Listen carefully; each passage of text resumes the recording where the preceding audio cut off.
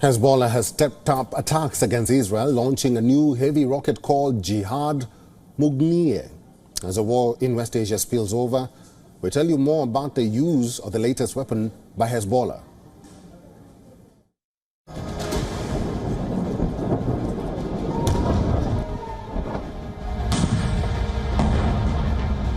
The Iran-backed Shiite militant group Hezbollah is stepping up its offensive along the Lebanon border.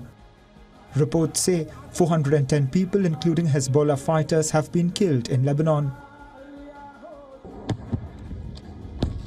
On Monday, Hezbollah continued airstrikes targeting Israeli outposts. First, a drone strike south of Beit Hillel targeted soldiers of an Israeli artillery battalion. The Israeli army said the explosive drones were aimed at tents and sleeping quarters of the battalion. No casualties were reported. In the second strike, Hezbollah fighters fired a guided missile at an Israeli Merkava tank across the border at Yifta barracks, wounding 4 Israeli soldiers who were shifted to Ziv hospital for treatment.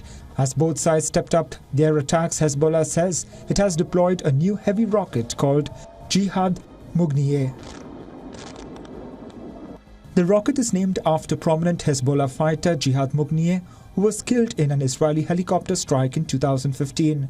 Jihad Mugniyeh was the son of Imad Mugniyeh, a senior Hezbollah commander who was assassinated in Damascus in 2008. Hezbollah announced that its fighters targeted the deployment of Israeli soldiers in the vicinity of Zibdin in southern Lebanon, inflicting direct hits. The unleashing of Hezbollah's new rocket has worried Israeli soldiers. The strike on Zibdin was second of the 3 attacks Hezbollah fighters staged on Sunday. Fighting between Israel and Hezbollah has been running in parallel to the 7-month-long war in Gaza. Both sides stepped up their bombardments last week, fueling concerns of a major spillover. Bureau Report, WION World is One.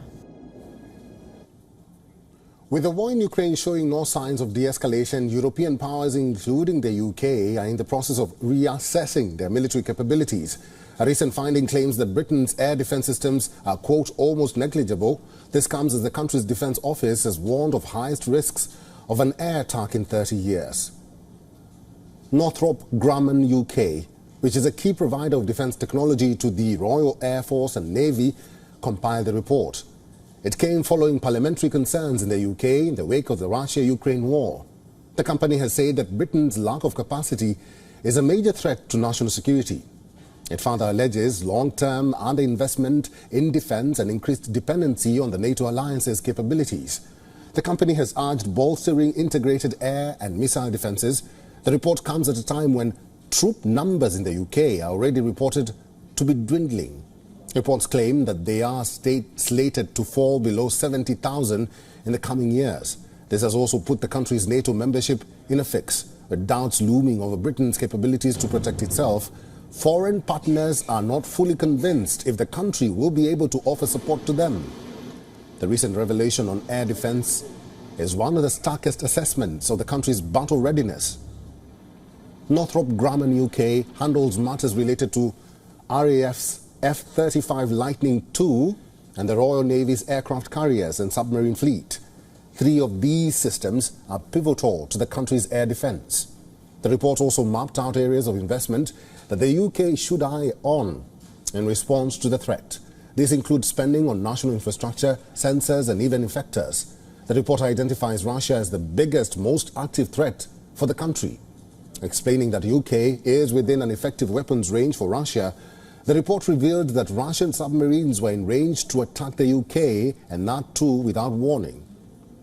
Other loopholes include the skeleton crew that can actually operate these air defence systems and reliance on outdated or under-maintained machines for air combat.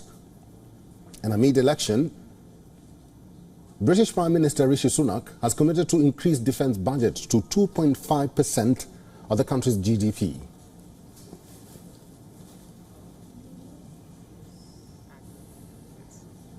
For all the latest news, download the WION app and subscribe to our YouTube channel.